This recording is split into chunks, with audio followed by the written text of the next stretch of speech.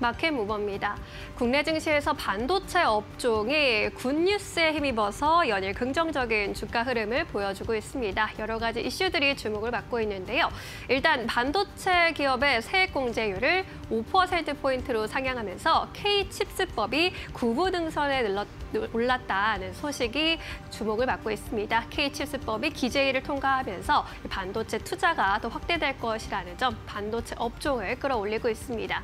그리고 그동안 부진했던 레거시 범용 반도체 쪽에 예상보다 일찍 이른 봄이 찾아올 수 있겠다라는 전망들이 힘을 받아가고 있습니다. 트렌드포스에서는 레거시 반도체 업종이 올해 하반기부터 낸드 플래시 가격 반등을 예상을 하면서 호조를 보일 수 있을 것이다라고 이야기를 했고요. 또 가트너에서도 낸드가 하반기에는 공급이 줄면서 가격이 다시 회복될 것이다라는 전망을 내놓기도 했습니다. 뿐만 아니라 일본의 키옥시아에서는 중국의 이구환신 효과로 낸드 업황의 반등이 앞당겨지고 있다라는 의견을 제시하기도 했는데요. 이구환신 효과로 중국에서 모바일 가전제품의 판매가 늘어나면서 낸드 가격이 상승세가 포착되고 있다라는 의견입니다.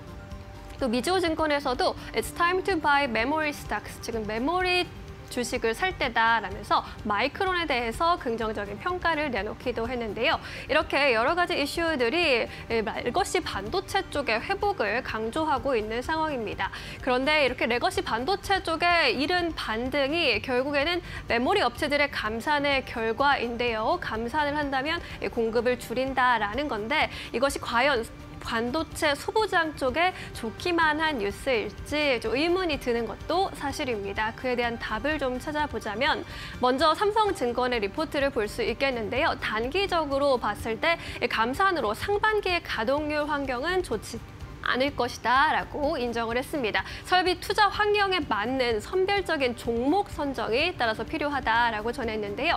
현재 투자 트렌드 기조에 맞는 종목으로 범용 디램 쪽에서는 유진테크와 주성 엔지니어링, DIT를 꼽았고요. 또 낸드 쪽에서는 하나머티리얼즈, 솔브레인에 주목해보자라고 조언했습니다.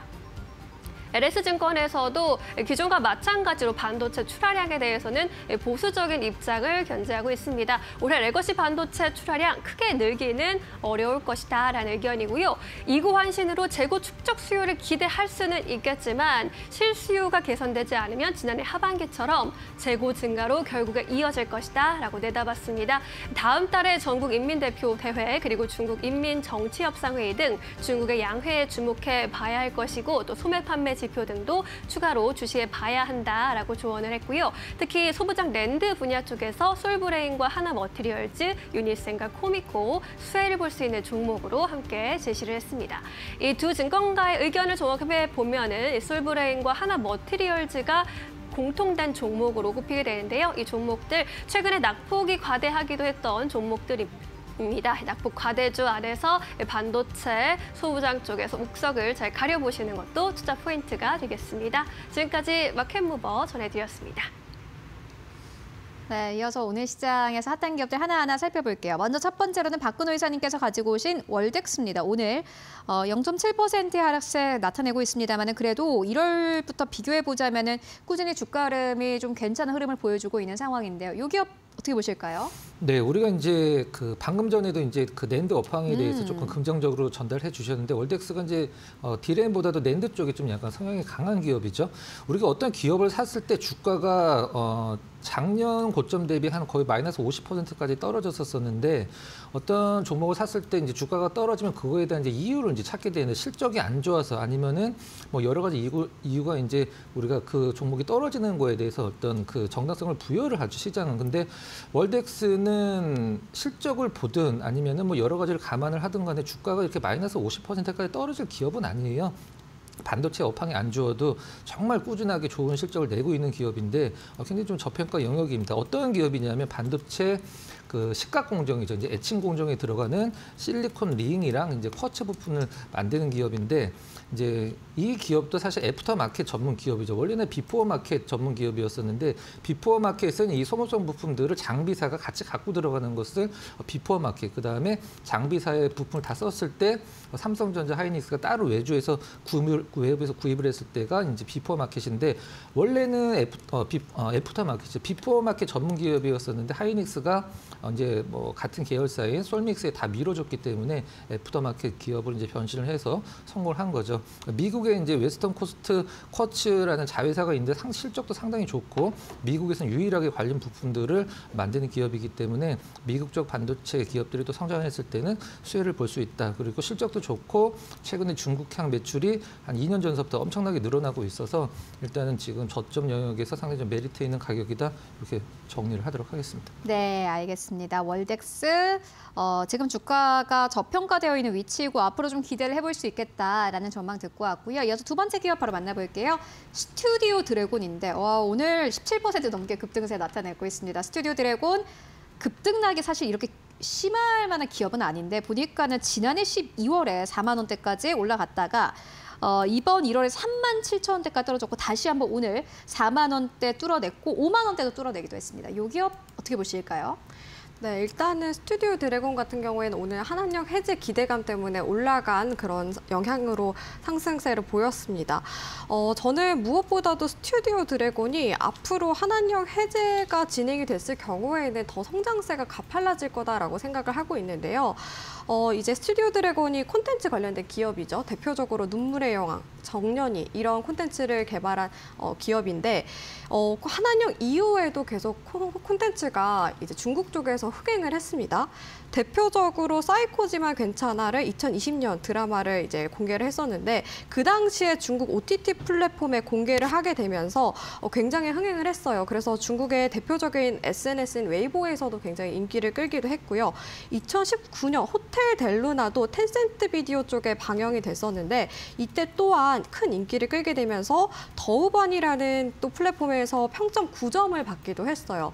이렇듯 한한령에도 사실 콘텐츠가 인기를 끌고 있다는 거는 앞으로 해제 이후에 더욱더 기대가 커질 거다라고 말씀을 드릴 수가 있겠고요. 두 번째로는 당연히 콘텐츠 관련된 기업들은 신작이라던가 매출이 중요하잖아요. 근데 신작에 대한 기대감들도 커지고 있는 상황 속에서 저는 가장 주목을 해봐야 될 게 이 선판매와 관련된 부분입니다.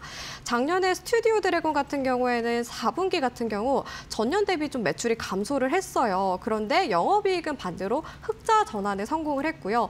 전분기 같은 경우 3분기에도 적자였었는데 4분기에 흑자 전환에 성공을 하게 됐습니다. 이런 부분들을 말씀을 드리자면 선판매라고 해서 드라마나 영화, 콘텐츠가 제작이 완료가 되기 전에 이 콘텐츠를 방영권이라던가 판권을 판매를 해서 수익성을 좀 올릴 수 있는 방법이 있는데 이 선판매를 통해서 어느 정도 비용적인 측면은 감소를 하고 그리고 매출은 끌어올릴 수 있도록 사업 구조를 계속해서 개선해 나가고 있는 상황입니다. 이런 만큼 올해 조금 더 수익성이라던가 비용 개선에 대한 기대감이 더 커졌다고 말씀을 드리도록 하겠고요.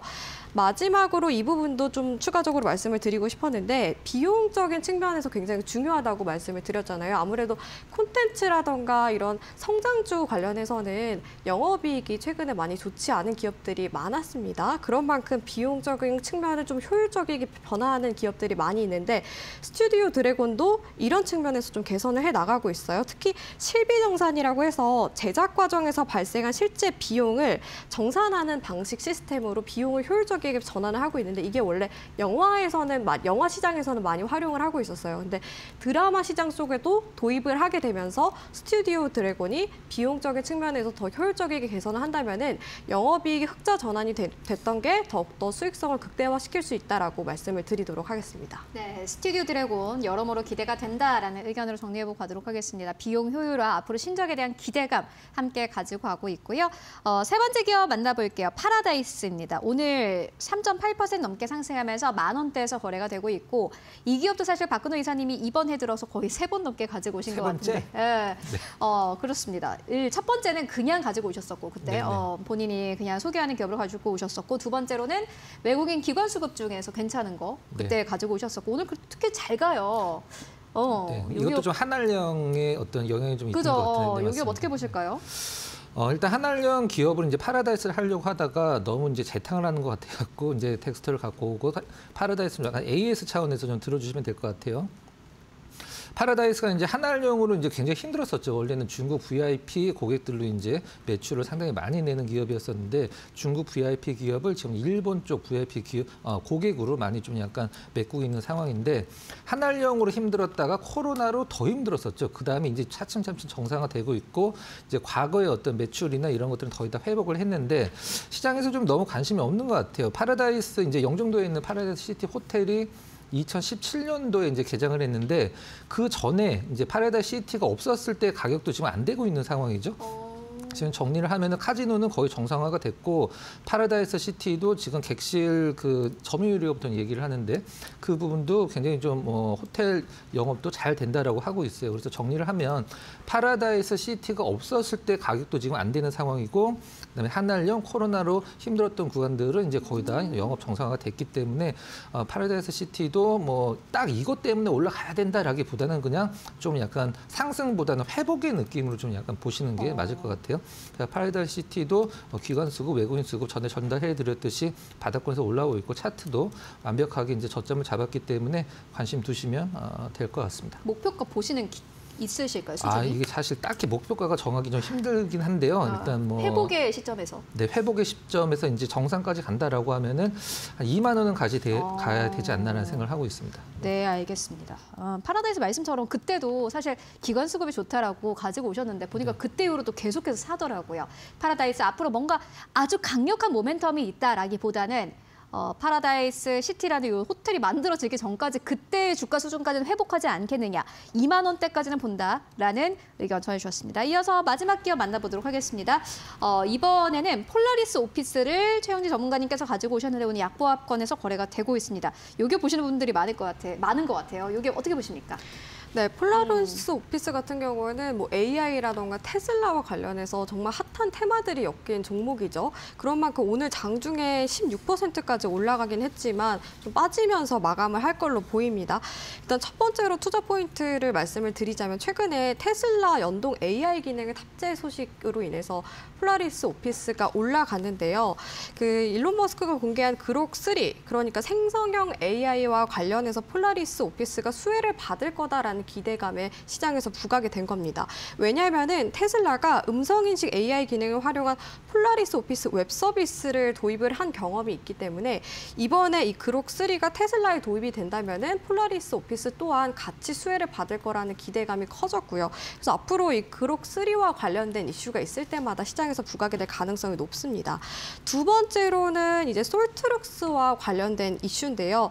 솔트룩스도 대표적인 AI 전문 기업이죠. 이 솔트룩스와 최근에 기술 협력 계약을 체결했다라는 소식이 들려왔습니다. 그래서 앞으로 구버라는 초거대 AI 검색 API를 탑재한 정보 탐색과 문서 작성까지 할 수 있는 기능을 개발한다라는 소식이 있었는데요.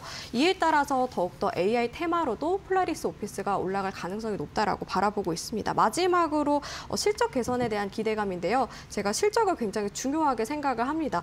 근데 폴라리스 오피스 같은 경우는 이번에 솔트룩스와 협력을 통해서 그리고 여러 기업들의 AI 도입이 더 확대됨에 따라서 더욱더 수혜를 받을 가능성이 높다고 판단을 하고 있어요. 거기에다가 지금 폴라리스 오피스가 243개국 정도 1억 3,200만 명의 해외 사용자를 보유를 하고 있는데 이번에 솔트룩스와 함께 협업을 통해서 글로벌 시장에 더 경쟁력을 높이고 실적 개선에 대한 기대감이 더 커졌다고 볼 수가 있거든요. 거기다 이렇게 AI 기술을 도입을 했을 경우 사용할 수 있는 분야들, 뭐 연구직이라던가 전문직 대상 쪽으로 더 확장을 해 나갈 수가 있어서 그런 부분에서 기대감이 커질 가능성이 높다라고 바라보고 있습니다. 차트적인 측면에서도 지금 상황에서 점차 정배열 차트로 정돈이 돼가고 있는 상황이에요. 제가 중요하게 생각을 하는 일목균형표 기준선 부근 위에서 지지를 받으면서 마감을 했는데 오늘 음봉으로 마감을 한 만큼 마감이 될 것으로 보이는 만큼 조금 더 조정받을 가능성이 높아서 조정받고 눌림목 구간대에서 타점을 잡아보면 어떨까라고 말씀을 드리도록 하겠습니다. 네, 폴라리스 오피스까지 만나보고 왔습니다. 지금까지 두 분의 전문가와 함께